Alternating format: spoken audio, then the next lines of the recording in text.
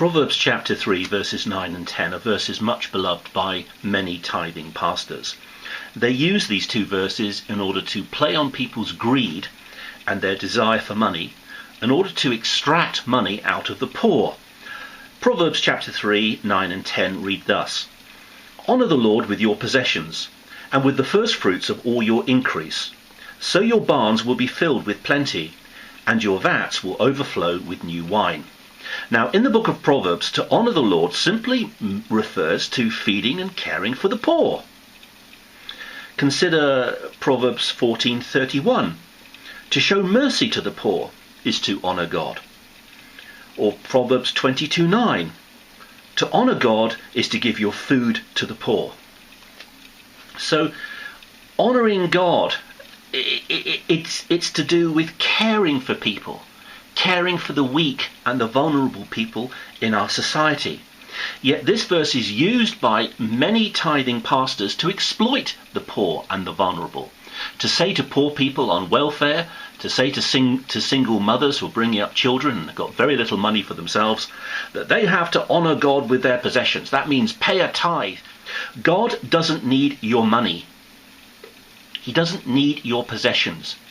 But he says if you wish to honour him with your possessions, then the way you do it is by helping the poor.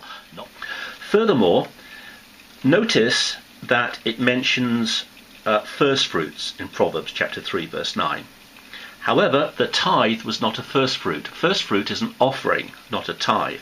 So the context is not talking about tithes at all. And secondly, the tithe was always food. Leviticus 27:30. It was exclusively food. If you go to Malachi chapter 3 verse 10, okay, it's still food. And when Jesus spoke to the Pharisees in Matthew 23:23, again, well over 1,000 years later, it was still food. So the tithe is food. But Proverbs chapter 3 verse 9 says, honour God with your possessions. That means all of your possessions. Your house, your money, your food, everything. That is how we honour God. So if somebody quotes this verse to you, Proverbs chapter 3 verse 9 or Acts 2:44, then listen to what they've got to say. Quote the verse back to them, honour the Lord with your possessions. Do you believe that verse, Pastor? Do you believe honour the Lord with your possessions? Oh yes. Do you obey that verse, Pastor? Do you honour the Lord with your possessions? Yes. Acts 2:44, they had all things in common. Do you obey that verse, Pastor? Oh yes, yes I do. Pastor, I've got no food in my fridge. Would you please buy me some food? Acts 2:44 said they had all things in common. Do you obey the Bible, Pastor?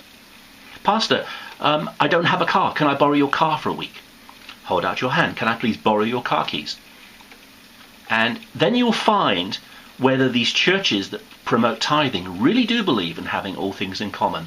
And I think you'll be surprised. I think you'll find that in the vast majority of cases, they don't have all things in common. Thank you.